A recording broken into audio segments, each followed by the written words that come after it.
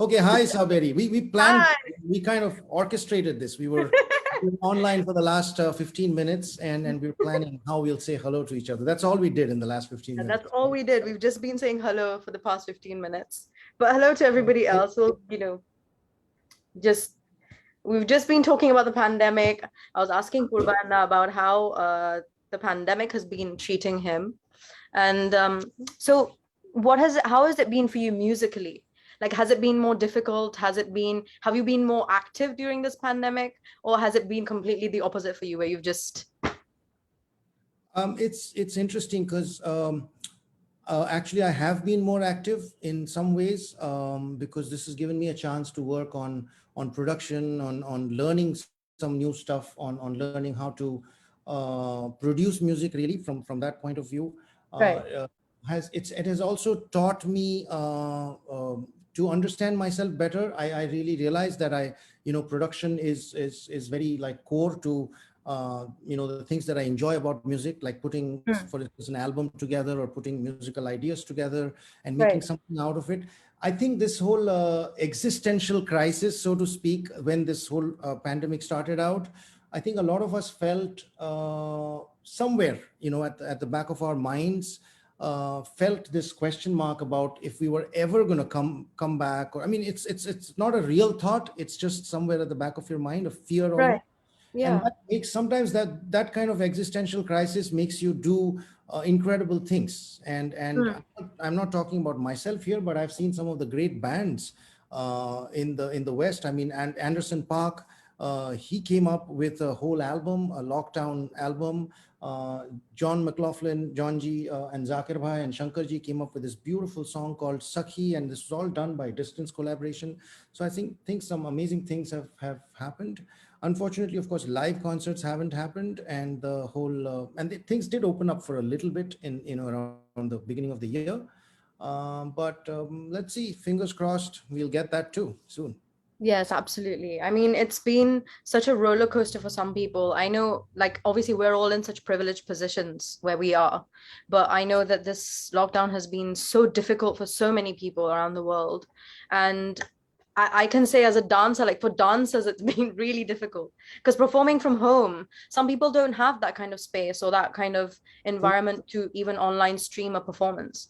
So True. that's been difficult. But anyway, hi to everybody. I'm very, very lucky to have Purbayan Chatterjee here with me today. And we're going to be speaking about lots of different topics, hopefully some that you don't hear about much often, because there's so many talk shows going on these days. I hope to make this a bit different. And I'm going to have some really amazing guests on the show who will give you an insight into their lives and into their opinions of certain things. Um, and I think, especially with Indian classical artists, we don't get to hear their opinion on a lot of things. So Oh, I they're would, very opinionated.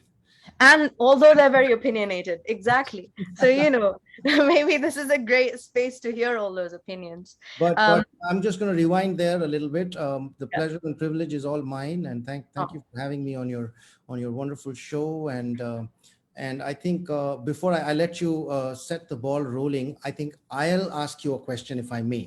please do. So what is this cut? I mean, the name is Cut the Crap. So what is the Uh-huh. crap that we're actually cutting here? If you Oh, would lots. give me like 5 pointers so we can get Yeah. on that road and make it a very productive I, discussion. I love your question. This is so great because nobody has asked me. I've been wishing that somebody would, and you're the first person.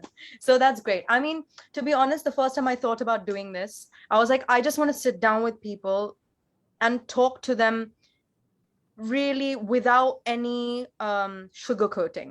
That Mm. was my thing. And I'm going to be honest, I don't like, I've heard too many conversations in the Indian classical music and dance community being superbly sugar-coated.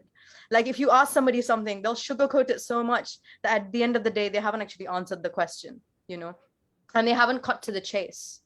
I could have named this cut to the chase, but then to be very honest, I was like, I need to make this interesting. And the first few comments about my show was, I love your name. So I was like, clearly it's getting somewhere because of the name first. So I was like, let's get to the crap. Let's actually get to the shit The and talk crux about of it. the matter. Yeah, to the crux of the I'm matter. going to try a bit of a British accent with you because I really love the British accents. Sure, No. that's great. You're most welcome to. Um, but I was just like, there are so many more issues, and maybe not issues, but just topics and untouched topics that we as musicians and artists don't really speak about and we don't touch upon, which are very, very interrelated to the actual music or dance or the art that we create on stage. You know, whether you're an artist who's just started or somebody who's very senior, it doesn't matter. At the end of the day, all these social issues are going to somewhere in some time in your life going to affect you in Of some way or the other. Well, art imitates life, Exactly. and And often life imitates art. So, yeah, absolutely. So that's why I was like, I don't hear people speaking about these issues. Whether it's one thing I would like to say, this is one of the biggest things, the biggest reasons I wanted to do the show was that we have mystified and mysticized or mystified this art form so much to such a massive extent that it is divine. It is a divine art form, but is this the only divine art form out there? Surely it isn't. You know, any art form out there that you love as a person will be divine to you, right?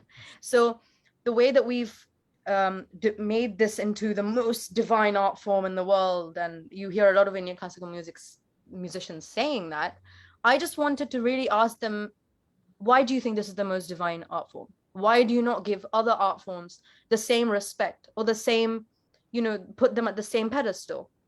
And this whole god worshipping situation that we've gone into, where youngsters are god worshipping people, um that's their personal thing, but it also starts to imitate in their music and into their personal lives, into the people that they become. um and the other question I always had when I was about 8 or 9 years old, I'd ask my dad. I was like, people say that अगर तुमको एकदम अच्छा सुर लगाना है तो तुमको बहुत अच्छा इंसान भी बनना पड़ेगा. I always used to ask my dad, is that genuine though? Like, is that genuinely a fact? Because sometimes I wouldn't see the correlation. right. So these are some questions I always had, and I always used to think, is this the right question to ask somebody? Mm. I was always very like into myself, being like, oh, maybe I shouldn't ask them, maybe this is too personal. But then I realized that our field sometimes is very caved in because of this reason. We don't speak freely, and not Well, even a bit. you know the So saying, right? They say, ask no questions and you shall be told no lies. exactly. Anyways, Exactly. I'll Yeah. I'll let So you finish. that's why. So my first question to you, let's just get to the first question. All right. When you decided, whenever you did that, I'm going to become an Indian classical musician, I'm going to play the sitar, and I'm going to, somehow get into people's lives and make amazing music. You must have had some expectations with this community, that this is when I become a big sitar player, this is what's going to happen with me, this is the kind of life I'm going to lead, this is the kind of music I'm going to make. You must have had some preconceived notions as well about how the field was. Mhm. Now looking back at that journey or that moment, have there been expectations that have been broken, or things that now you look back on and being like, wow, that was a surprise when I first got into this field? And have there been things that you thought and now you're like, none of that happened, this is a completely different world? So I think I have to begin by saying that our generation, I mean, now those who are 40 something, for instance, starting from the 40 somethings to even, I would say, your generation, even the 20 somethings, this is the crossroads generation. I refer to ourselves as the crossroads people, because we've come from, I think, a certain era of history where, our country and our culture post independence was going from being something and is still going and journeying to being something else. Hmm. The whole advent of Hollywood movies, the whole advent of cable television, the whole advent of Coca-Cola, MTV. I think those are things which changed our social mores, our codes of conduct, and obviously much more so in teenagers, Right. those who were in that stage of their development, as was I. So when I grew up, I mean, I went to a Christian Methodist church school, and all most of my classmates were, I mean, I mean, that was the I think that was the Pink Floyd generation that we were all listening to. you know, Right. to Dire Straits and Mark Knopfler and Pink Floyd. And here I was playing the sitar and listening to Nikhil Banerjee and to Ali Akbar Khan Sahab. And I think when you're at that age, initially you're very unapologetic about who you are. I think that's the one of the beauties of being a kid, is you're really sort of uninhibited and unapologetic. But at a certain point in my life, you hit that whole anachronistic space where you're a bit of an anachron. You begin to think that you're a bit of an anachronism. You begin to think that you're a bit of a misfit because everybody around you is different, right? Right. I'm sure many of us will identify with that feeling. Um, from there to slowly being very comfortable under your skin Mm. is the process of growing up. It always has been and it always will be. Although Right. we are the crossroads generation, as I say, but then every generation is at a certain kind of crossroads. So Right. everybody is transitioning from being uncomfortable to being comfortable. And Mm. that's what teenage is about. Generally, Correct. when your voice changes, when you know, there are things about you which are awkward. You know, if Mm. you're awkward around the opposite gender, and slowly you learn to be comfortable with yourself. It's actually not being comfortable with other people or other things. It's actually learning to be comfortable with yourself. So my personal journey, you know, when I spent a couple of years of my life in Jakarta, where I went with my parents, and my dad was a teacher at the Indian Cultural Center there. And I think that's when I entered adolescence and began to be very passionate about Indian classical music. And once again, when I went to school, but I was lucky because, you know, at the school that I went to, they would encourage, you know, the fact that I played the sitar. Mm. It was culturally unique for them. And Mm. those 2 years after I came back to India, it was much easier for me to highlight that side of myself with a great deal of comfort. And the moment I learned to be comfortable with it, everybody around me learned to be comfortable. So often what we see around us is a projection of what is going on within ourselves. Yeah. And to answer your questions, so about the whole thing about expectations and stuff, yes, at certain points, you know, in my life, I had expectations about things. You know, you would expect things to turn out a certain way. You would expect to be a professional in this art form and be treated like a professional in other art forms. And the truth of the matter is, you know, every sort of environment has its own kind of idiosyncrasies, and the sooner you accept it and learn how to be within the system and work the system, the Mm. better you can navigate your way around it. I think today I'm very comfortable. I mean, I don't have everything I want, but the fact is I want less and less, so you know, I'm good. Yeah, that's a very interesting point that you make, that you want less and less, so you're good. That's really interesting, actually. I wanted to ask you something. You said about becoming yourself, or coming to terms with the fact that this is how I am, you know, Mhm. and accepting the fact that this is how I am and this is how I want to be. You said in an interview that we take ourselves way too seriously in this field. I can't. You said this, yeah, somewhere. I watched two of your interviews yesterday, but you said that we take ourselves too seriously, and sometimes I think we forget that we're doing something that we love, and we take this field, or this you know, this music that we do way too seriously. And I just wanted to ask you, especially for my generation of people, and with, you know, the coming of social media, it's been there for a while now, but it's at its peak at the moment, you can say, True. where social media, especially because of the pandemic, it's been the only way for youngsters to get their music and their art out there. Yes. And you're really active on social media. You're very active. You're always present. You're going with the times. And I Try wanted to to keep ask up. you, yeah, I wanted to ask you, how has social media affected you professionally and personally? By professionally, I mean, what kind of avenues has it opened up for you? And personally, uh, do you feel the pressure of having to post something regularly? Because I know that a lot of youngsters do. They feel the constant pressure. If I don't, I'm going to lose followers. If I don't, the followers I have, I'll lose them as well. You know, that kind of thing. If you just want to talk a little bit about that. So personally, it's been amazing because I met my wife on Twitter. Yeah. So, and Oh, Gayatri, wow. yeah, Okay. it's interesting because she, when I was going to perform for Shri Ravi Shankarji's 60th birthday, and she was also going to be there. And I think she tweeted, quoted my tweet and said, "I look forward to it." And so I went to Twitter and I saw this very pretty young thing. So I obviously went and checked her out, and that's how we met, like virtually. And of course, then we met at Wow. the concert. So yeah, I mean, social media is a little bit like your microwave. It's a little bit Mm, like your microwave.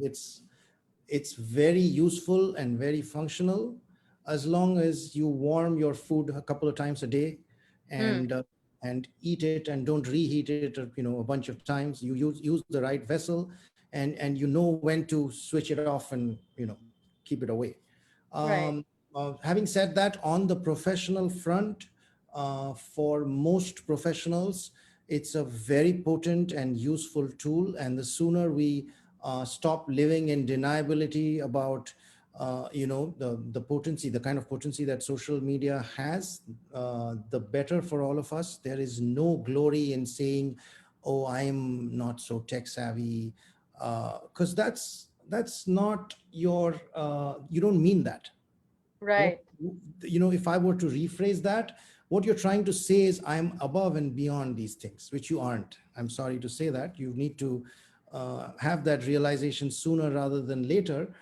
When you realize, and there's going to come a time when you're going to see that you are behind, and you really don't. Mm, So mm, for me, what I try to, I'm very lucky that I have, a kind of a team. I have a student of mine who, a girl called Megha, who does, helps me a lot with my social media. I have a very efficient manager, Riddhi, who kind of streamlines the kind of stuff that I could put up. Like, I get good quality images coming in from all the events that I do.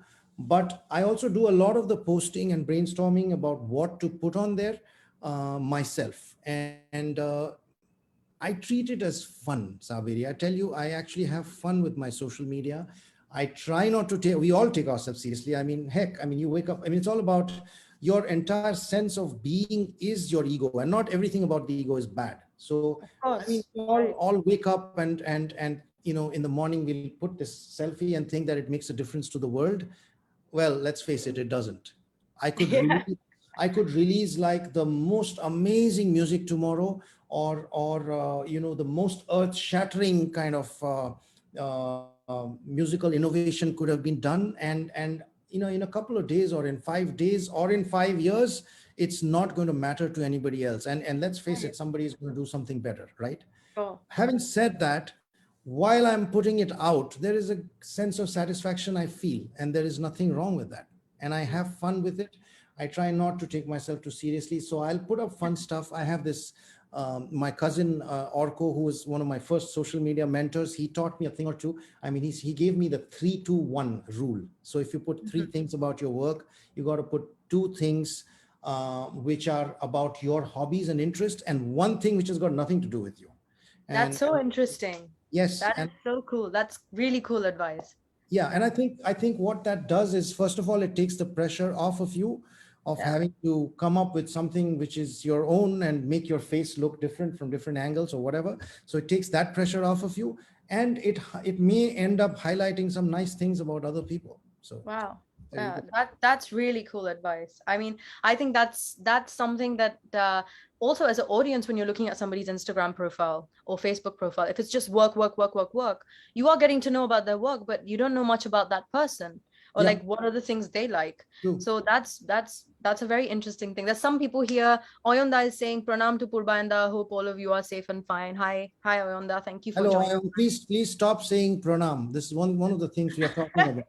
We'll talk about this. We will. We You will. you do not have to say pranam every time. Once in a while you can. Indra Majumdar has joined. He's saying, amazing Purbayanda, a fantastic sixer on the opening delivery. I think he's talking about your question to me. So that Oh, looking forward to the that's not entire a match. that wasn't a sixer. That was just very friendly. You have a test delivery when you come in, just want to check the Yeah, bounce and stuff. So yeah. But like I thanks said, anyway. I really enjoyed it. Thank you. Yeah, I felt like somebody was asking me something and wanted to know my point of view too. So yeah. I mean, that this was is really not an interview. This is a two-way conversation. oh, thank you. My next question to you. I was like I said, I was watching a few of your interviews yesterday. And you also said something else. You said once you start doing your music and it's been a few years, and you're starting to do something in this field, you're getting somewhere, you're starting to perform, um, slowly the genres start to blend between each other. There's not such evident lines between them. And that's something I specifically want to speak about, because we are in a community, and I'm specifically speaking of Indian classical music and dance, where we can be sometimes really uptight about what people create and very judgmental about it. um, I wanted to ask you, as a musician, when you first started to delve into other genres, what was the reactions you got, and how did it change people's perception of you, and how did you handle it? So, Saberi, I'm going to start the answer to this question by telling you a story, okay? Yes, We, please. we used to have, we still have, there's a domestic help in our house. Her name is Chanchaladi. And when I was a kid, I would often watch things on television. And there was this one time when I was watching, I think, what was it? Was it LA Law or one of those television sitcoms, right? One of those Hmm. series. And then she just casually asked me, where is this? So I said, this is Los Angeles. I was just, I think I was fooling around. So I said I didn't say US, I didn't say America, I said Los Angeles. Uh-huh. So she's like, Sheta kotha hai? Like, and Yeah. so I said, it's, somewhere. So I realized one thing later on. And the moment I said America, it made a little sense to her, right? So I realized that Los Angeles did not exist for her. Mm. And Mhm. America only existed because she had probably seen it on TV, much like I have seen the moon on TV. And Right. well, I think it exists because that's what we've been fed. But I mean, there are so many conspiracy theorists who believe that nobody ever went to the moon. So Right. anyway, Right. that's a separate topic. But all I'm trying to say here is that when you start off, when you start your journey in whichever subject or whichever field, uh, till till you have the opportunity of looking without, you're never going to be able to look within. Mm. Because, okay, coming back to the moon analogy, what tells you that we are on Earth? Mm. Okay, till you've actually gone outside Earth and taken a look at this planet and known that it's blue and this is our habitation. So we've got to go without to look within, is what I'm trying to Mm. say. I mean, I don't Mm. want to be too deep or philosophical here, but quite simply put, um, if in a musical context, till you learn other forms of music or other genres of music and learn to correlate and connect, you are not going to know what is the relevance of your own music. And Right. think that's not an exaggeration one bit, because I know it by personal experience, that when I was just learning ragas and learning talas and learning the intricacies, and make no mistake, there are, our music has many layers and a lot of intricacy. It's one of the most intricate art forms, Of certainly, course. of the world, but doesn't make it the only one. The Mm. moment you start to take a step or two out and learn other art forms and learn the way, for instance, syncopation is handled in jazz, what is a quarter beat, what is a backbeat, Mm. you learn about the world of harmony, when you learn about intervals, when you learn about what is substitution of a chord, and how the same note can sound different when placed against a different harmony, for instance, Absolutely. and things like that. There are so many things that makes you look at the note in the first place, that makes you look at melody as you know it today, that makes you start thinking about your own phrasing. And now I'm coming to very technical terms here. That starts makes you look at the rhythmic cycle in an altogether different way. It Of course. starts to make you think about that feeling of space that exists within the cycle or exists within half the cycle, that makes you understand that he or she is speaking the same language as you are, and no matter how many times it is repeated, it is not a cliche, because you go there, you learn that language, and somewhere down the line, as much as it kind of is a culture shock for you, and as much as you feel that it is so different from your own language, with time you realize we're all talking the same language. We're actually, you will be surprised how similar it is. And Yeah. but the most important part that I would like to emphasize on is that your learning is not complete till you have seen what you have from without. That's also an amazing point. I mean, also, I was going to say that once you delve into other types of music, you also meet different types of people, right?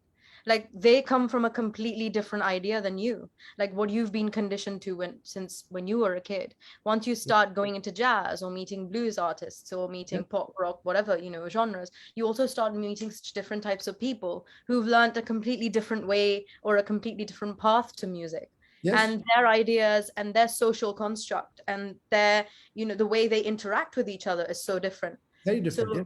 and this is where I would like to come into what you were saying to Oyanda just now, which is that how was it to transition from this Indian classical world where we're very big on, respecting elders, which is of course really important, respecting elders, the whole pranam thing, and then going into, this other group of people who have quite a friendship with, I mean, as much as I've seen, they have quite a friendship with their seniors. Even though they are seniors, it's more of a friend to friend interaction rather than having or feeling the need to constantly make the other person feel senior to them. How was that transition for you?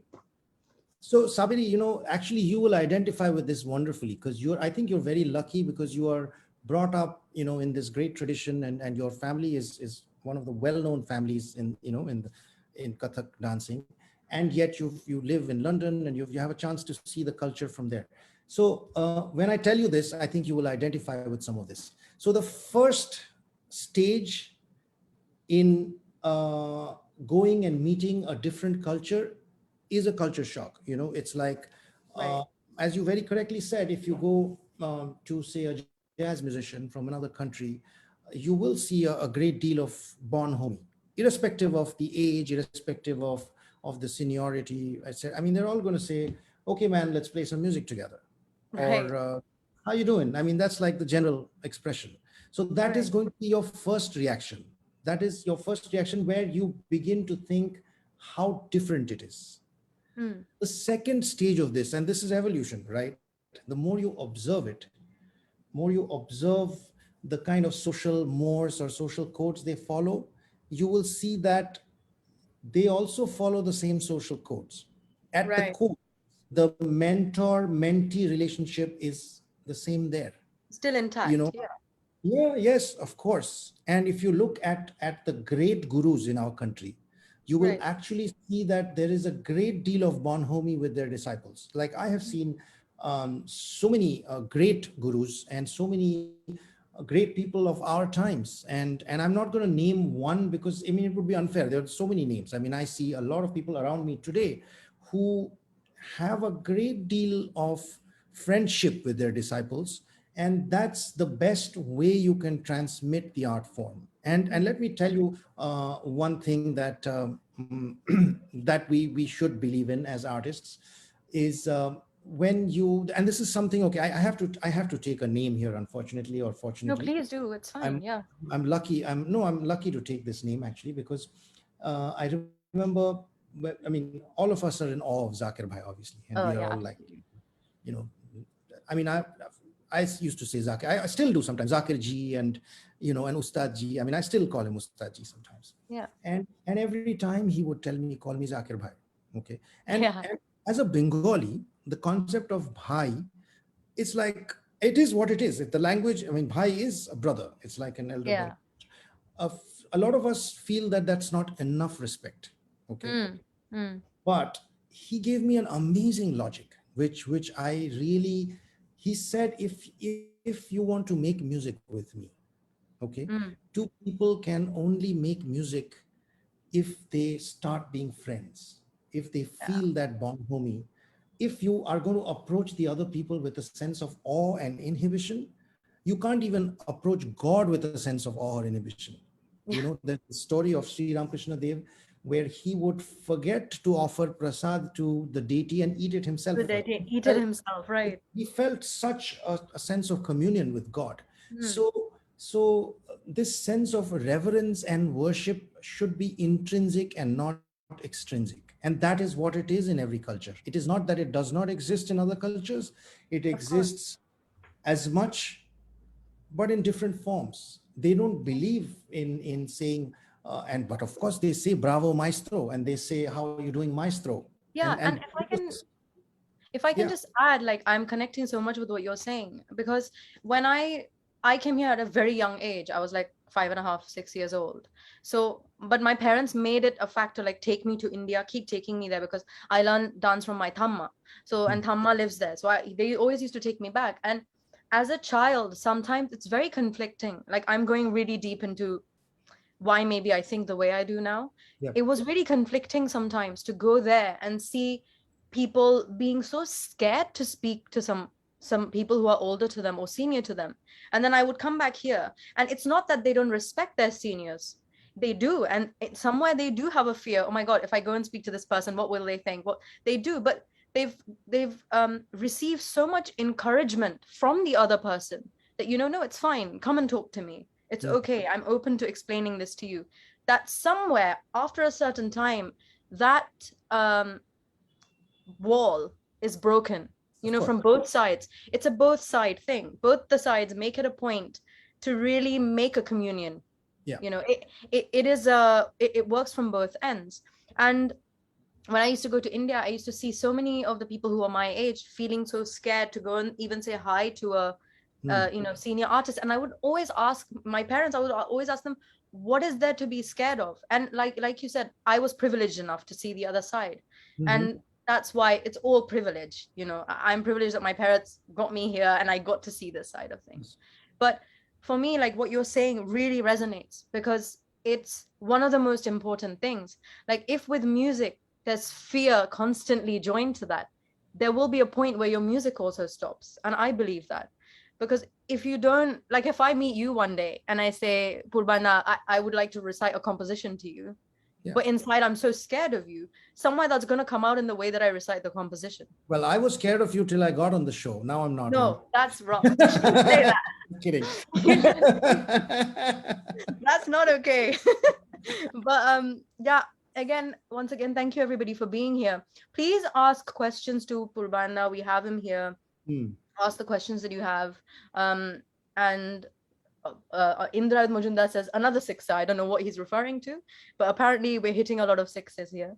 But Um, I would like to respond to what I said to Ayon. I mean, yeah, it's funny because it's the Bengali way of saying pronam neo. yeah, So yeah, yeah, yeah. it's like I'll snatch it from him. I'll snatch Yeah. the pronam from him. So I was just making fun of that. So I'm not going to snatch Pranam, any. pranam neo, just for those who maybe don't know Bengali. It's literally like take my Take my respect, pranam. Yeah. take my I pranam. mean, I used Yeah. to write like that when I was a kid. I would write letters or emails, and I would say, "Please take my pranam." Pranam lijiye in Hindi. Yeah, pranam lijiye, right? I sort of provided entertainment to a lot of non-Bengali speaking people. I can imagine.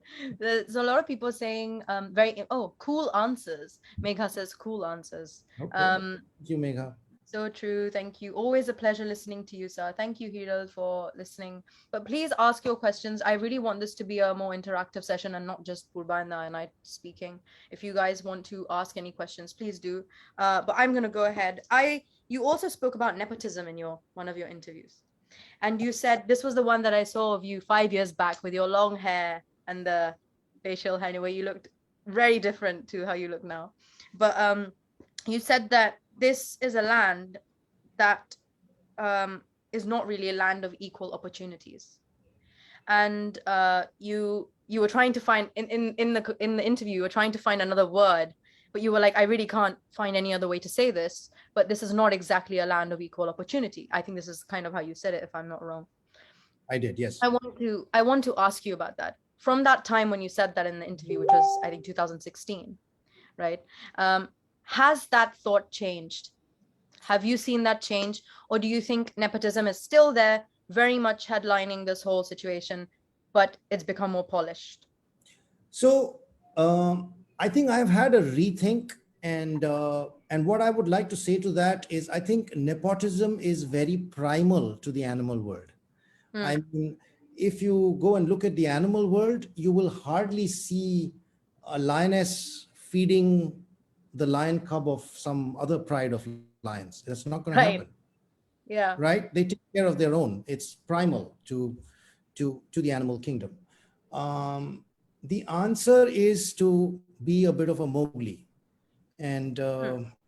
and run with the wolves, and you'll find that there are some good wolves and they'll feed you. And I mean, having said that, I would still like to reiterate about our country. It's not necessarily not because it's a not a land of equal opportunity, but I think our history as a nation or history as a culture is a little convoluted because of the various influences that we have had. We've suffered years of excuse me for saying so, British rule, No, and it's true. which Absolutely. which has taught us to be servile to certain kinds of thought processes, Hmm. which have in turn sort of encouraged and almost incentivized a sense of mediocrity. Hmm. Hmm. And I think we are still going through a process of evolution where we might be able to shake it off one day, but we're not there yet, unfortunately. Hmm. And what do I say? I mean, this we've got to operate on the playing field that we are at. We've got to work the system. I always believe in working the system, Right. and if you really want to rise above the system and again look without it, you've got to bring to the system what you can from systems which are better. Hmm. And you can start by doing that in your own little environment. And Right. I personally try to do that. I mean, I try to remember where I came from. I think where I came from and where I'm sitting today, I mean, I can't complain. I can't really complain. And as I said, there's Right. I don't have everything that I want, but then I begin to ask myself, am I taking my own life too seriously? Am I trying to be Oh, the number one at something? oh, And oftentimes I am, and that is causing all my woes, and that's causing me to think, oh, it's so nepotistic here, it's so unfair, life is so unfair. And and that's what happens when you go through a breakup. You begin to think, everybody of the opposite gender. I mean, it's a little bit of a that's what happens when you're miffed at someone or miffed at a certain situation, and the next moment you meet somebody extraordinary, and they give you a lot of love and care, and life looks very different. So right. you've got to start reminding yourself at every point, um, about the good things around you. and Yeah. So do you and think at that point when you had said this, you were at that stage when you were just yes, with you the were going goatee through and the that long transition? hair, I was Yeah. certainly rebelling, and that was at in the throes of my rebellion, in life, and I was beginning to kind of realize and get disillusioned, and beginning to sort of think that everything around me was not right, and that wasn't true, and there are But some. surely that has got you where you are now. Also, that phase plays a big part in why you are where you are. Yes, it does. Because as I said, life is a journey towards looking without, as a result looking within. So Hmm. that was my starting to look without, and Right. I started to so here's, I mean, I can describe that in so many words. So when I grew the long hair and the Yeah. goatee, and I was trying to stand and play the sitar, and you know Yeah. why I was doing all that? Because I thought I wasn't cool enough sitting on stage. I thought I wanted to, and I got myself a nice transparent sitar, which, I mean, I still use sometimes. And I got a little shoulder strap, and I was trying to do all that. And while I did that and went without, and approached that kind of rebellion, and the people who are associated with that kind of rebellion, I realized that you know grass is actually not greener on the other side. Right. So you How go to the other interesting. side and you see that there's the same problems, there's the same disillusionment, and those people are actually looking for a little solace. They're looking for a value system. They're looking Hmm. for How something to interesting. fall back on. Right. And today here I am, and tomorrow I might be disillusioned with something else, but But I guess that being disillusioned is also a way to get to the other side, right? To yeah, actually get to the right side of things. absolutely. Yeah. Yeah. You got to How look at both interesting. sides. Absolutely. We're going to take one question. Um, Okay. Hiral Magnani is saying, sir, if you can throw some light on how to balance between our daily riyaz and social duties. Wow, that's a big question. Okay. It depends on what your social duties are. Yeah, My, Hiral. Anyway, but yeah, I mean, I guess you can start explaining it in your own way. And Hiral, in the meantime, if you want to write what specifically, if there's anything specific you're trying to ask, but yeah. go ahead, Amanda, Yeah. please. Well, my social duties are pretty much restricted to getting up, eating my breakfast, and no, I mean, I try to do my bit. I try to make the coffee and do what I can. But Yeah. so if you're talking about your riyaz and your, it really depends on what your schedule is and what are the other things that you're supposed to be doing. If you have a job, for instance, it's just about time management. You're still going to find enough time to practice or enough time to give to your art. And here's a saying that I very truly believe in is everything that you do in your daily routine is directly proportional to how much you want to do it, how much you love it. And again, I have to quote Zakir Bhai, just because he's such a deeply philosophical and great man. Hmm. He spoke about not making a ritual out of anything. And I strongly Right. believe that if you really want to practice for 10 minutes, pick up the instrument, you should want to do it. If you make a big ritual out of it, oh, I got to go to the music room, I have to light 5 incense sticks, all that is great. If you want to do it, do it. There's nothing against it. But if you just want to pick up the sitar and sit on your couch and play for 10 minutes while you're having a coffee, do it. Yeah. And then you'll begin to juggle. And if And you're and you think this is at any stage in your learning, uh, certainly. whenever you're learning, like even if you're a beginner, that's also what you should maintain. Well, so oftentimes when you're a beginner, see the process of practicing something is often repetitive and therefore not an Right. attractive proposition Not for attractive. people. Huh. Yeah. So at that point in time, you need your mentor or your guide to motivate you. I mean, it's Right. much like a fitness trainer who keeps saying, "Come on, you can do it," and you need to do that. So it's carrot stick. It has to be carrot stick. I mean, it's like, Hmm. okay, you do it, you get your meal, and that's fine. That's great. And but soon as you get good at it, you will learn to love it, because we are Oh, very egoistic and self-centered yeah. Absolutely. individuals. We like appreciation. It's like, we're like kids. We're all like kids. You tell a kid, you clap every time they sing And they'll want to something. do it They again and again. Yeah. simple. Yeah. So Absolutely. That's you got so to enjoy the interesting. Nobody has ever said that. And that's such an honest answer that we all like to be appreciated. So once we start getting that appreciation, naturally we're going to want to do it again. So yeah. if somebody appreciates your music or your dance, you're going to be like, wow, they really appreciated this. What if I practiced it a bit more? I'll get better and I'll get more appreciation. That's, Absolutely. That's wonderful. and that's why I appreciate people who cook for me a lot. Yeah. Yeah. Because Yeah. Of we want to do course. it again and again. Indra Majumdar is asking, don't you think being yourself is sometimes the toughest in the initial stages? Well, being yourself is the toughest period, initial stage or later stage, because we are often our greatest critics. We Hmm. often, when we look at ourselves in the mirror, we are the deeply critical of ourselves, and it's easy to be like that, Right. or we are deeply narcissistic. That also happens. Hmm. None of them is being your, because if you are deeply narcissistic, you will tend to hide your little follies, which are also part of who you are. So being Right. real is not telling yourself I'm great, I'm amazing. Being real is recognizing, accepting yourself, just like you accept another for who they are. You need to accept yourself for who you are also. So Hmm. it's very difficult at every stage of your life. It's a constant process of reminding yourself to be an observer.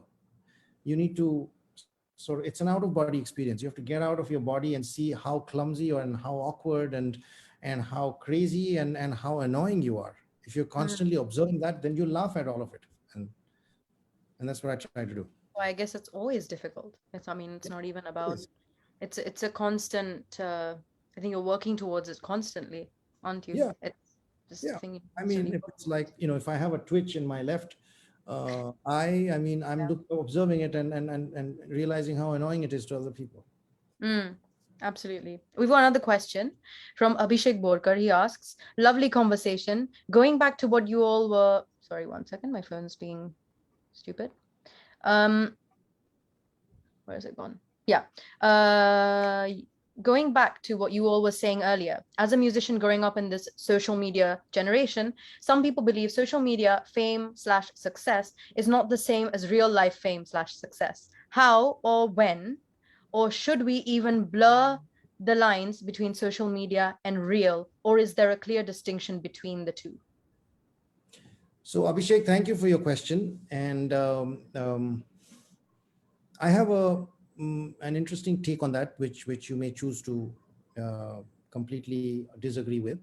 But I think I truly believe in adapting to the times. But I think we are gradually coming to a time when social media success is directly going to be correlated with your actual success. It may not be the same thing, but your numbers are certainly going to be dictating what work. I mean, I'm talking about in strictly in a professional sense. See, success is a very relative term. Like, I mean, if you're talking about your success as a family person, as a social being, there are various levels of success. But if you're talking on a strictly professional sort of scale, I see more and more of these paid partnerships happening, more and Mm, more of brands. If they're going to get you on board as a brand ambassador, they're going to certainly look at your social media numbers. Having mm, said that, I agree with those who say that it has, if you're a musician particularly, having a great number of followers on Instagram or Twitter or whatever does not mean you're a great musician. So that, and often the converse, there are many great legends of our music as well as of other forms of music who may have been late in joining the party, and they may not have the kind of numbers that some of the younger people do, right. but doesn't make any less of well, so that is a different thing. But you'll see a truly great maestro will not take a very long time in gathering a great number of followers on whichever platform. You know why? Because those followers are real. They have real followers, so their real Right. success is going to translate on social media. So we are coming up to times where the two are kind of locking and syncing up with each other. Mm. Thank you. Thank you for that question. Thank you for those who've asked questions. They're all very interesting questions. This one was very interesting, actually. I, related to this, actually. I wanted to ask you, there's something called image building that happens a lot. I've Yes. spoken to a lot of youngsters, and there's a very funny thing which I mentioned in my last Cut the Crap episodes as well. There are some youngsters who believe when they go and for example, if they're going to watch an Indian classical gig, right? They're just attending, they're not performing. They feel that they have to wear a kurta there because otherwise their image as an Indian classical musician, they're not taken seriously if they just go in jeans and a t-shirt. Like, I'm giving the most plain example to you because I've actually had this conversation in real life. And if you tell them, they feel like in everything, any photo that they post, they have to be wearing a kurta. Otherwise, the Indian classical musician image is no longer there. You know, a lot of Mm. Indian classical musicians and dancers, not just musicians. I've seen a lot of dancers also who feel the need to wear Indian clothes on their social media or anywhere else if they attend a gig or a concert because they want to keep that I'm a traditional artist image. Um, did you ever feel this? Because I have a feeling this is a very new, I don't know, a very new generation thing. Um, a lot of people who are especially my age, I'm 24, at this age they feel, oh, people are not taking me seriously because I'm so young. So just to get people to take me seriously, I always have to have this serious demeanor about myself to be taken seriously in the community. What do you have to say about that? And what would you say to youngsters? Well, nobody took me seriously when I was 24, and I turned out okay. Yeah. So it's okay not to be taken seriously when you're younger, and then to grow up and be taken seriously. So that's, but jokes apart, I think if you have to wear a certain kind of outfit to be taken seriously, that's a little sad. I Yeah. mean, you really, again, it boils down to being yourself. It boils down to what makes you feel comfortable and what you can carry off. Also, it comes down to social appropriateness and Mm, what makes you feel comfortable. So, again, this is doesn't have a simple answer. If I am going to a prayer meeting at 9 in the morning, I think I would myself feel comfortable if I were wearing a nice white, crisp kurta pajama. I think I would look better in a white kurta pajama than if I were wearing Bermudas and, like a sleeveless kind of vest. I mean, I Hmm. would myself feel more comfortable. Not Right. that I would be pressurized to. So that is one side of it. The other side of it is age. I mean, I think there are several layers to your question. If you're talking about feeling less important just because you're 24, again, I can't say this enough times. Is what you see in the external world is often a projection of what is in your mind. Right. May feel that you're not being taken seriously, but you may be taken seriously. The moment you Interesting. start feeling that you are taken seriously, you will be taken seriously. And you have to uh, Absolutely. behave, yeah, behave in a manner that you feel that you're taken seriously.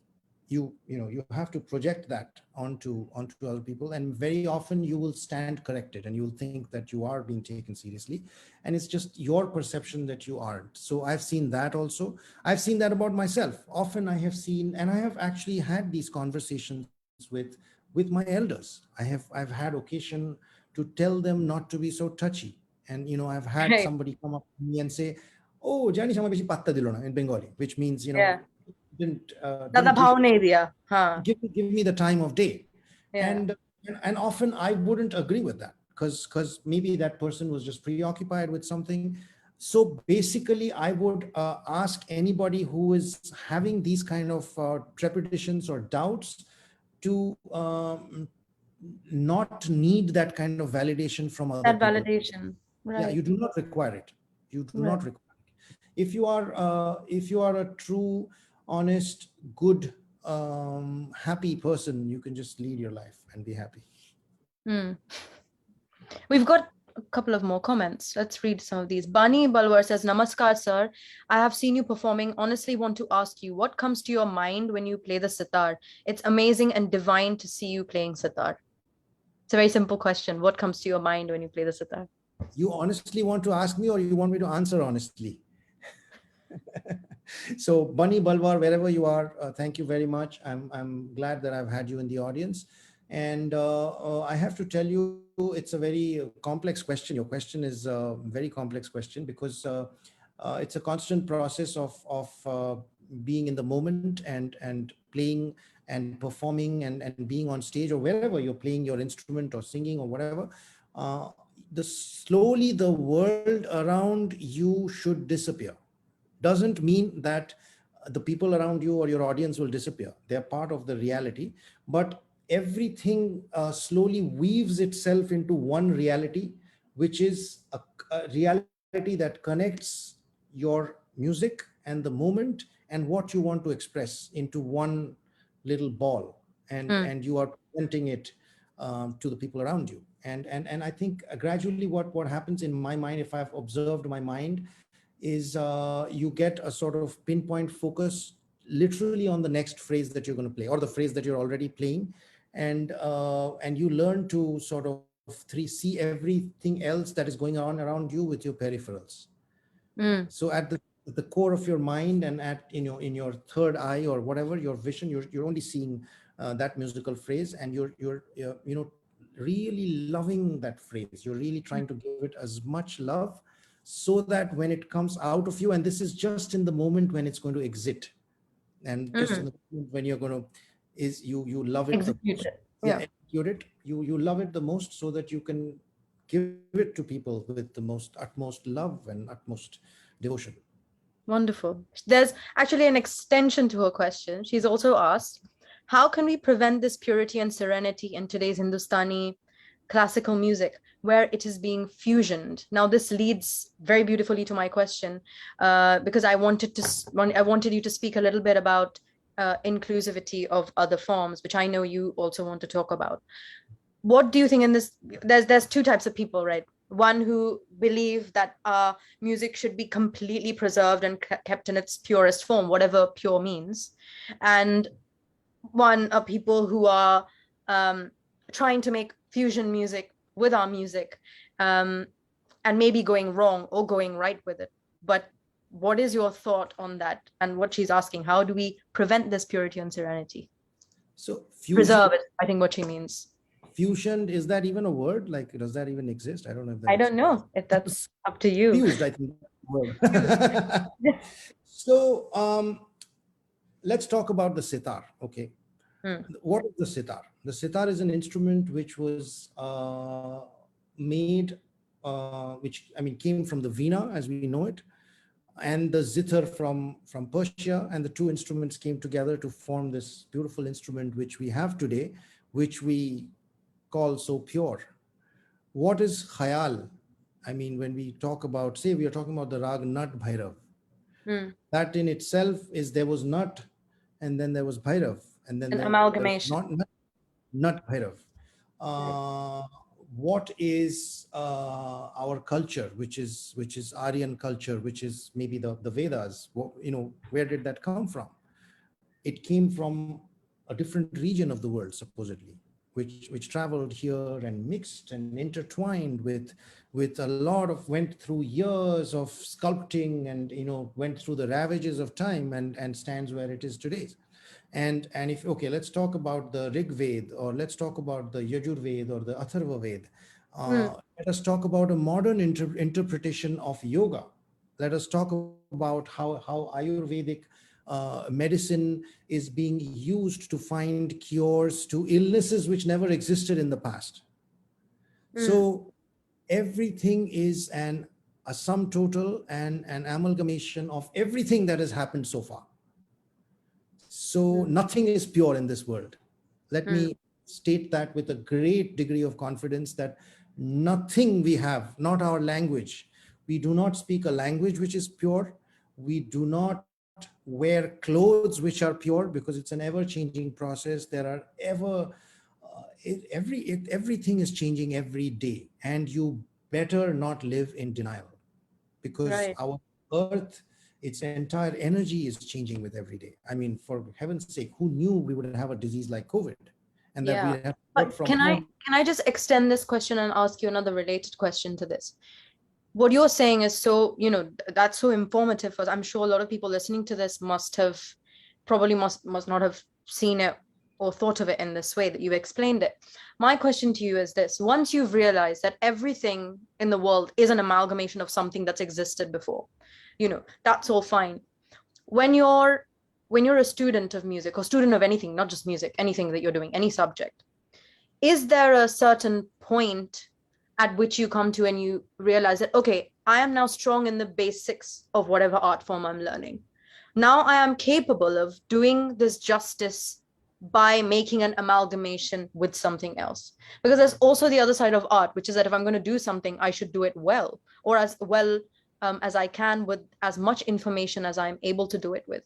I think maybe why a lot of people ask this question is because they feel that there's a lot of people nowadays who are making music without knowing the basics, right?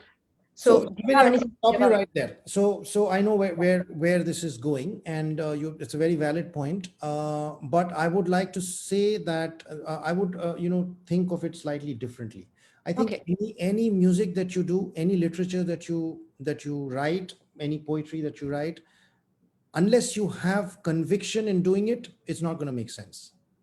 So right, if you feel like you have the conviction, if you today want to cook, say make a pizza with some other toppings, from some other region of the world, and if you right, feel that it's going to taste good, you should by all means go for it. And of course, there are failed experiments. Unless you try, you'll never know. So, what I mean, all I'm trying to say here is, I mean, you were talking about self-assessment and knowing if you're good enough to fuse something. I don't think there's any such thing. You will, okay, there's, it's not about good enough. If it is only about whether you feel inclined to do it. Do you feel like both languages appeal to you in a manner that you would like to bring them together? both forms of expression appeal to you in a manner that you would like to bring them together. If you're convinced about the amalgamation, go for it. What about labeling though? Because I'm telling you this from a Kathak dancer's perspective. I think about 2 weeks ago or 3 weeks ago, there was something that happened on social media because I follow a lot of Kathak dancers. And Urvashi Rautala, who is a Bollywood actress, she had posted a video on YouTube saying, this is a video of me doing Jaipur Gharana Kathak. Hmm. And it wasn't. It was, I mean, it's okay to, now there's a different term called Bolly Kathak, which is different. If you're Yeah. calling it that, that's different. But Agree. calling something, this is Jaipur Gharana Kathak, when she was just dancing to a Bollywood song. Hmm. Do you not feel that that's wrong messaging? I mean, this is not even about fusion anymore. This is pure, especially with Kathak, I can say that we've gotten to the point where any dancing that happens with a little bit of wrist movement and a bit of chakkar, everybody is now labeling Kathak. Do you feel that more than don't do fusion, we should actually promote correct labeling or correct information going out there? Maybe the thing that we want to put out there is it's okay to do fusion, but just be informed and be clear about what you're presenting to your audience, maybe. So you're talking about nomenclature here. You're talking about, as you said, labeling. Yeah. So I feel that as a culture, or as a musical culture specifically, there's one thing we lack, because it's a predominantly oral tradition. So we Right. haven't documented and archived well enough, and Right. we haven't put it in our school curriculums, in a satisfactory fashion. So we really can't blame people for not having the right information. So, Hmm. so the thing to do here is, if somebody is spreading misinformation, for instance, it is certainly all right to correct them, and it is certainly all right to put out the right kind of information. I mean, whether it be about, I mean, it's very, I mean, if somebody is going to play Yaman, for instance, okay, if you're going to Right. call, Right. if you're going, if you call it like something like evening musings, I'm not going to say anything. But if you call it Raga Yaman, and then there is, a scale, and there are certain notes and certain phrases, and of course dance is not my forte, but from what I can understand, of course, there will be a certain kind of choreography Yeah, that, there's a grammar to everything. yes, Yeah. indeed, and it's necessary. I mean, I'm certainly not going to turn around and say that, that there are no rules, because Right. the rules are there, but they change every day. So Of course. if you're going to make a new genre, if you're going to, then you better be kabil enough for it. You better have Yeah. the Right. ability to hold the frame straight. Mm. Satyajit Ray once said that if you want to hold the frame upside down, you better learn how to hold it Hold it straight. straight first. Right. Of course. So if you have enough knowledge about the original genre or the original structure, then by all means explain to your audience that this is what I'm about to do. I'm about to hold the frame and tilt it slightly. So you, Inform them. Right. Yeah. exactly. So I But think Bani, your question has been answered very beautifully in many stages, because I guess what Purbayan is also saying is that as long as you're clear about what you're doing, people shouldn't have a problem with it. yeah, What the problem, the purity or whatever, when it gets misconstrued, is when you misconstrue it in your own mind first, well, and then I'm going to butt in there. What I do have a problem with is the indiscriminate use of the word pure, yeah, because we all have our perceptions of what is pure and what is what pure? is, and if you have a certain perception about it, it's fine. But it is, what is not fine is to put the impure tag on something which is something else. If you're not going to judge something which in itself is an experiment, or is when somebody is trying to hold the frame a certain way. Maybe the better word would be traditional. Yeah, so you're not going to put the Yeah, benchmark of purity. You're not going to go to a pan-Asian restaurant and expect authentic Mandarin food. You're of going to, course not. you're going to expect Correct, pan-Asian, a little Thai, and a little Japanese, and that's just why you've walked into the restaurant. correct, So you've correct. got to set your expectations right. Yeah. Thank you. Nice. Hope that's satisfactory for you, Bani. Hope we've answered that question. Somebody is also something else. Uh, Megha is asking, how do you switch? This is going to be the last question from the audience, and then I have a burning question. Megha is asking, how do you switch between being a sitar maestro, Purbayan Chatterjee, and just Purbayan Chatterjee? Which face of yourself you like the most? It's a great question. I don't switch. I am just Purbayan Chatterjee. I'm not the sitar maestro Purbayan Chatterjee. I'm not ever the sitar maestro. Actually, honestly, I have to tell you, and I'm saying this with this. There's no humility because I hate fake humility. Uh, when, Yay! whenever the sitar maestro creeps in, and it does sometimes, Yeah. I try with all my force and my power to get. It does creep in. We are human. We love to. There are moments when, You love the attention, right? course, and I love the fact that I love the attention in a Yeah. childlike way. It's wonderful, And if in I, a way, you have been working towards that, haven't you? of course, Yeah. I mean, if I'm going to walk into a room full of doting people, I'm certainly not going to be like, oh, no, no, no, I hate the attention. Right. And but having said that, whenever it's a conscious process. I try not to be the sitar maestro, and Megha, you'll certainly know this, because yeah, Megha is constantly around us, and one of the things that I've told Megha is to learn the music, but also learn the constant way of living, and the constant way of living is trying to be yourself as much as you can. So I try to be myself as much as I can, and try to kick the sitar maestro out as fast as I can. Thank you for that question, Megha. Um, I wanted to ask you this because this has been, especially during the lockdown, this was a very big topic. The Me Too movement Okay. in our community, and which I feel incredibly strongly about. Obviously, being a woman, but I'm sure there's many men and other people out there who feel as strongly as I do about it. I wanted to ask you, firstly, I guess this is a really open-ended question, but firstly, what do you think such big musicians like yourself, or people who have some social media connection with people, with others, with such a big audience, what kind of role do you have to play in this movement?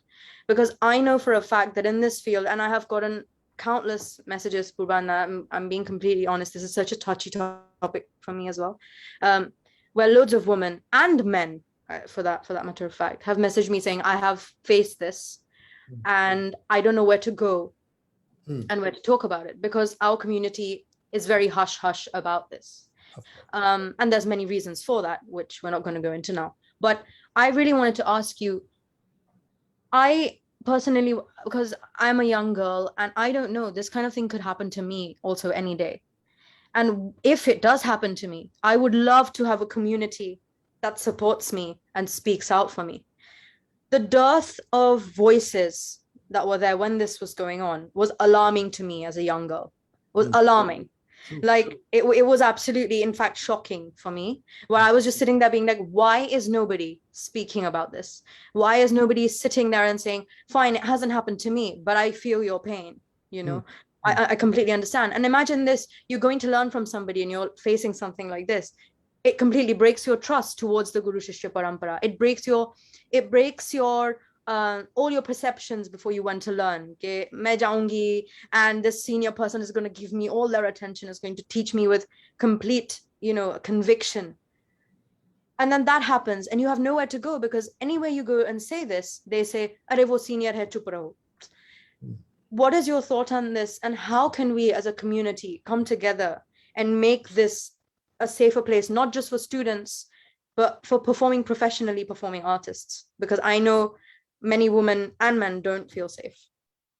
So I would first of all like to say that the Me Too movement is much bigger than just our music, of course, and Yes, of it course it is. Yeah. percolated down to the entire community, actually, not only show business, but also to corporate life.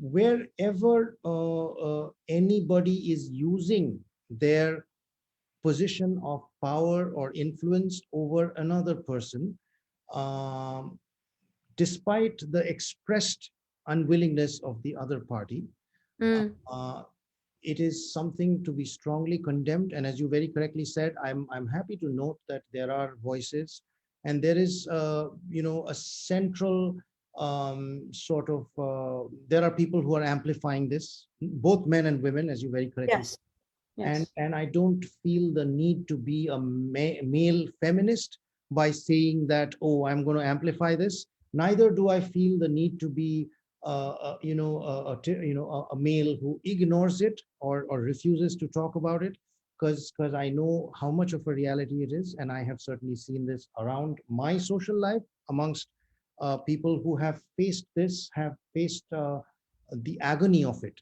I mean, let's talk about the mental agony of being Oh yeah.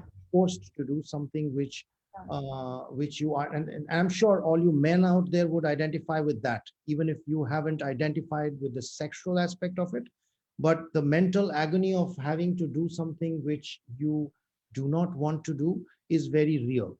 Oftentimes, we have heard of people who are forced to do certain menial jobs which they do not want to do, or forced to do a certain kind of thing which does not agree with them, and that is as bad as being sexually exploited.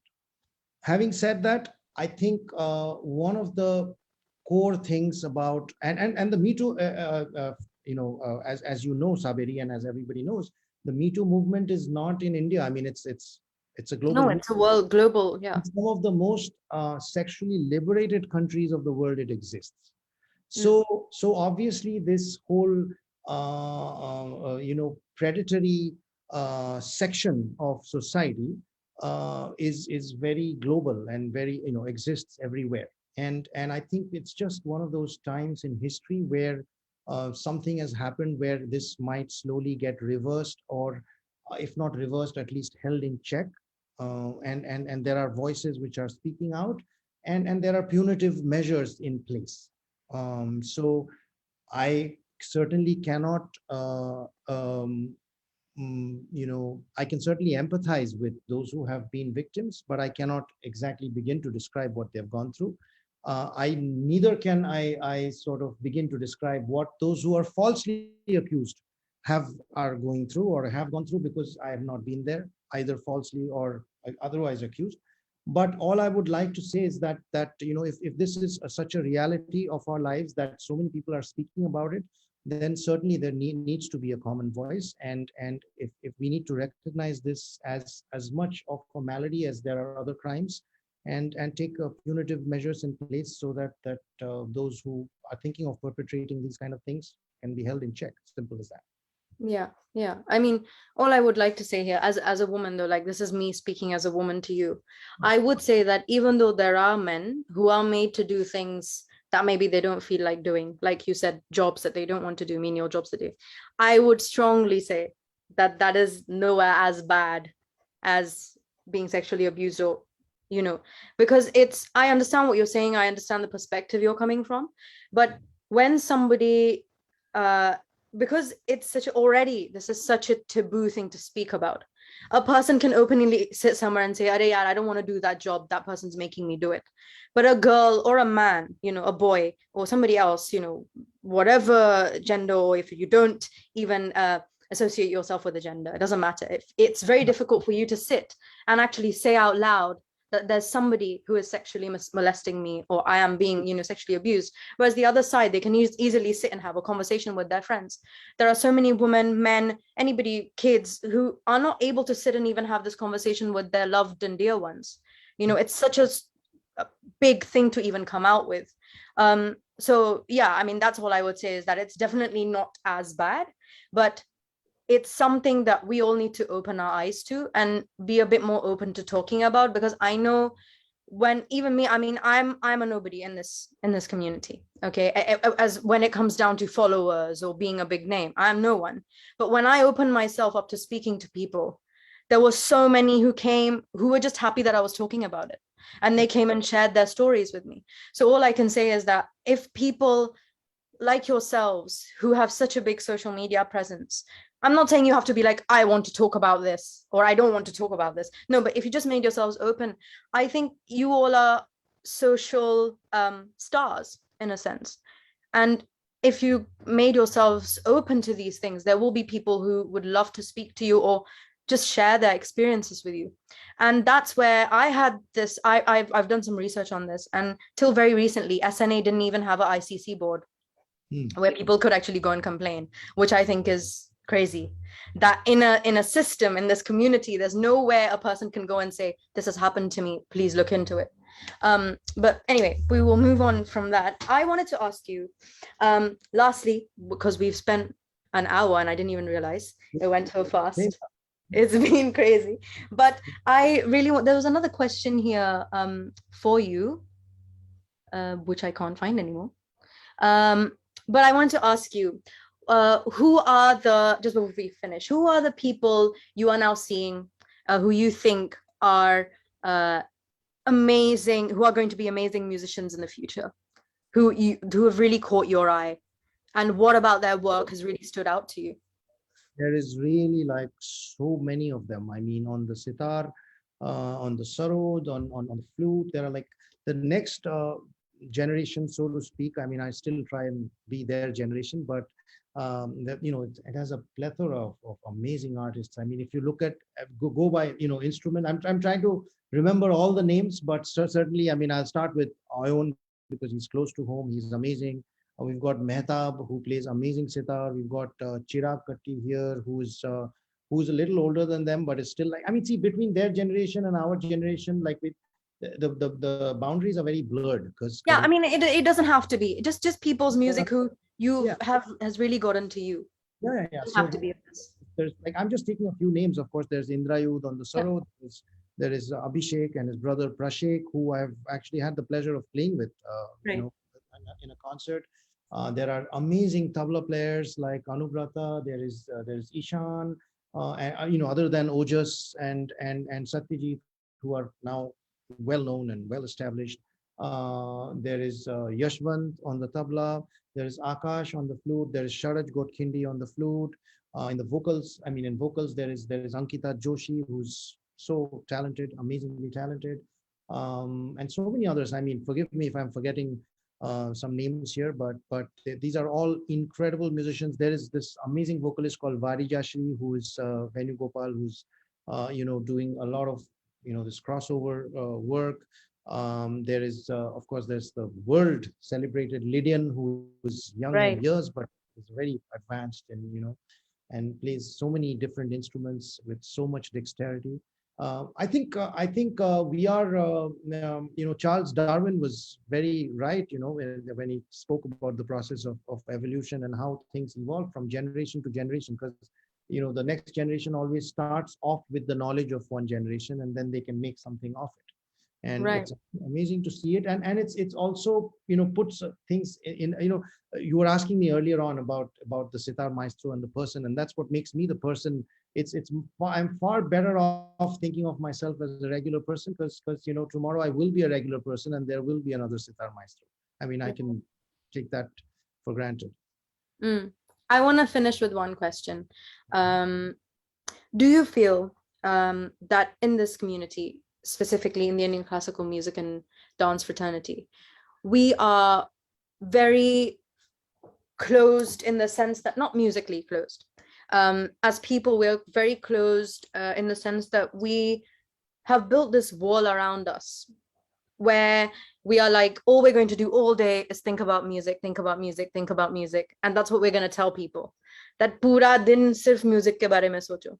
Because I feel like there's so many musicians, I don't hear enough musicians talking about books, talking about movies, talking about other hobbies that they have, which is kind of what you said about social media, the 1, 2, 3 rule that you said, right? And I really don't see that, whether it's like I've been to so many, like my parents have taken me to so many gatherings in Kolkata where you go, you know, and there's so many artists of Kolkata sitting there, and even there it's a party mood, right? You know, everybody is sitting with a glass of whiskey or whatever talking, but even there they're just continuously talking about the music, and there's very few occasions where you'll actually see them talking about other hobbies that they have. And now I've actually started to see that they've blocked themselves out of that world so much that they're even telling their students ki sirf gana bajana karo, sirf ye karo. And our generation of people have also blocked themselves out of that. Or even if they do watch movies and read books, they feel that if I talk about it, I'm not going to be in my music anymore. It's going to affect my music.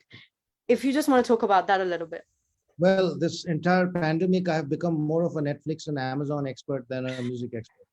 Yeah. So I think that goes for a lot of us, and I don't know what we would do without Netflix and Amazon and Hotstar and Disney. And I mean, I watched this movie called Soul. I don't know if you've seen it, but it's No, one of I want to watch that. The the, animation movie, right? the animation movie Disney Pixar Soul.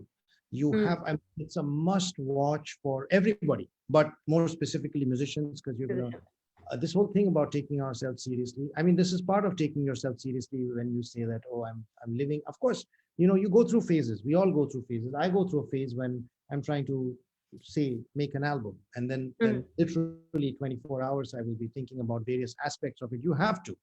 I mean, Of so course. does a doctor if he's thinking. I mean, I'm sure those who are in the medical fraternity will agree. Like that's literally they've been serving the society and serving the community by trying taking care of patients. Of But course. but then I mean, then you've also got to be this person who leads. I mean, even for the sake of your art form or the sake of what you do, you've got to take a departure from it, because it's not only that you get tired of the music also gets tired of you. So you Right. gotta leave it alone for some time. So that's my advice to all of you is just leave it alone for some time. Let it love you back. Well, And thank you so much, Purvan. That was wonderful talking to you. Hiral is saying, feeling this conversation should never end. Wonderful session. Thank you, Hiral. Thank you very much. That's very sweet of you. thank you, everybody. Thank you, those of you who have tuned in, joined in. I mean, thank you, Saberi, for once again. Thank you for having me on this show. It's It's a been pleasure. really a lot of fun. And as I said, I was like really scared of you when I started this, but but Indra is saying one of the best sessions of CTC ever. It was oh, one of the best sessions he's saying. thank Thank you. you. That's saying a lot. Yeah. Thank you But so much, everyone, for being here.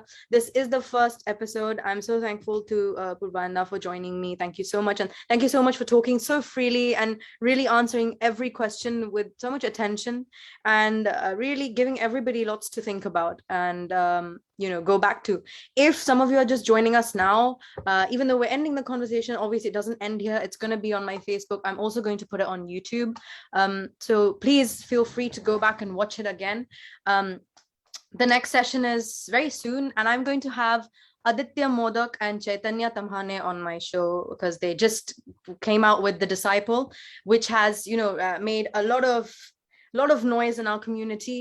So I'm sure a lot of you have a lot of questions to ask Chaitanya and Aditya because it's Aditya's first acting job as well, and he's a musician.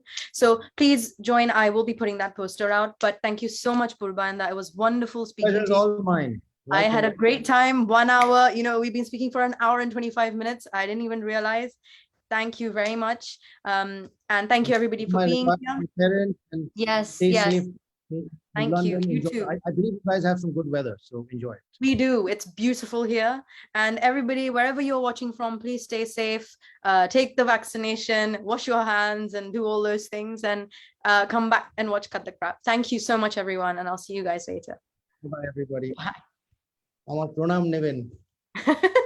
Thank you. Bye.